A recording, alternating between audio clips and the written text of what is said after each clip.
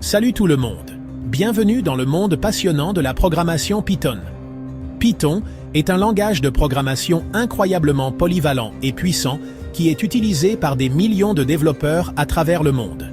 Que vous soyez un débutant complet ou un programmeur expérimenté, Python a quelque chose à offrir à chacun. Python est un langage fantastique à apprendre, surtout si vous débutez. Il est connu pour sa syntaxe simple et lisible, ce qui le rend accessible même pour ceux qui n'ont jamais programmé auparavant. Vous verrez que Python est souvent utilisé dans les écoles et les universités pour enseigner les bases de la programmation. C'est comme écrire en français courant, ce qui le rend super facile à comprendre et à utiliser. En fait, beaucoup de concepts en Python sont directement inspirés du langage naturel, ce qui facilite l'apprentissage et la mémorisation des commandes. Avec Python, vous pouvez créer toutes sortes de choses intéressantes, des scripts simples aux sites web puissants et même de l'intelligence artificielle. Les possibilités sont pratiquement infinies. Vous pouvez automatiser des tâches répétitives, analyser des données, développer des jeux et bien plus encore. Ne vous inquiétez pas si cela semble intimidant maintenant, nous allons le décomposer en petites étapes faciles à gérer.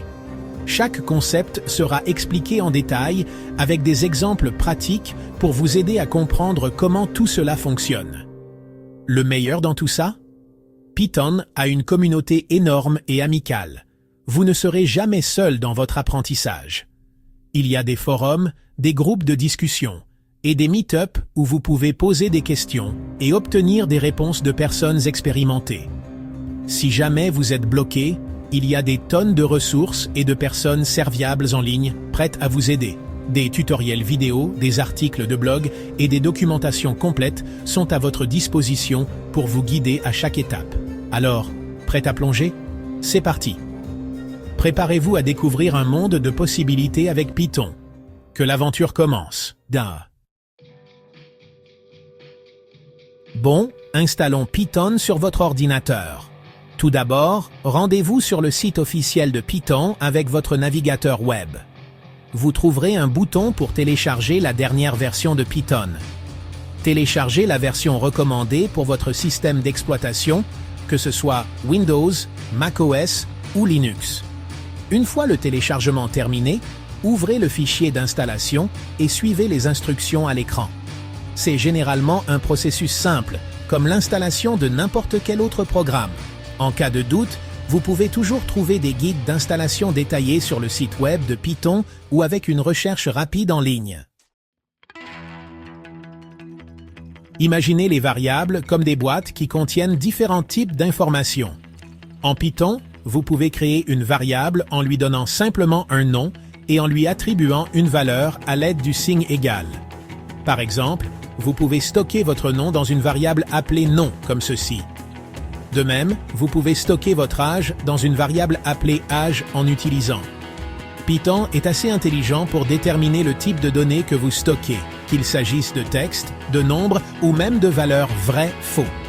Ces variables seront utiles lorsque nous commencerons à écrire des programmes plus complexes. Les boucles sont comme des commandes magiques qui vous permettent de répéter un bloc de code plusieurs fois sans avoir à l'écrire encore et encore. Python propose deux principaux types de boucles, les boucles for et les boucles while. Une boucle for est parfaite lorsque vous savez exactement combien de fois vous voulez répéter quelque chose. Par exemple, vous pouvez utiliser une boucle for pour afficher « bonjour » 5 fois. Une boucle while, en revanche, continue de s'exécuter tant qu'une certaine condition est vraie.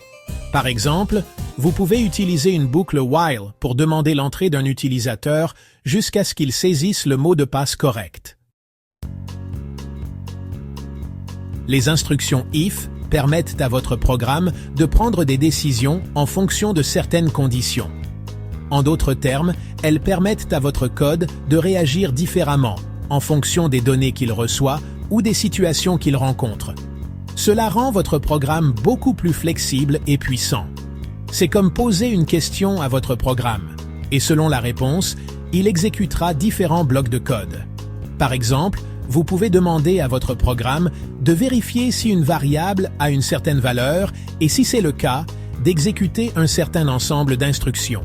La structure de base d'une instruction if est simple. Vous commencez par le mot-clé if, suivi d'une condition, puis d'un 2 points. La condition est une expression qui peut être évaluée comme vraie ou fausse. Si la condition est vraie, le code indenté sous l'instruction if sera exécuté. Si la condition est vraie, le code indenté sous l'instruction if sera exécuté. Par exemple, si vous avez une variable x et que vous voulez vérifier si x est supérieur à 10, vous écririez if x 10. Et le code que vous voulez exécuter si cette condition est vraie serait indenté en dessous. Vous pouvez également ajouter des blocs else if, elif en Python, et else pour gérer différents scénarios. Le bloc elif vous permet de vérifier des conditions supplémentaires si la condition initiale est fausse. Le bloc elif vous permet de vérifier des conditions supplémentaires, ce qui est utile lorsque vous avez plusieurs conditions à vérifier. Par exemple, si x n'est pas supérieur à 10, vous pouvez vérifier s'il est égal à 10 avec un bloc elif. Tandis que le bloc else agit comme un fourre-tout, pour tout cas qui ne correspond pas aux conditions précédentes. Cela signifie que si aucune des conditions if ou elif n'est vraie, le code dans le bloc else sera exécuté. Cela permet de s'assurer que votre programme a une réponse pour chaque situation possible. À mesure que vos programmes grandissent, il est judicieux de les décomposer en parties plus petites et plus faciles à gérer appelées fonctions. Les fonctions sont comme des mini-programmes au sein de votre programme principal, chacun conçu pour effectuer une tâche spécifique. Vous pouvez définir une fonction en utilisant le mot-clé def, suivi du nom de la fonction, de parenthèses et d'un 2 points.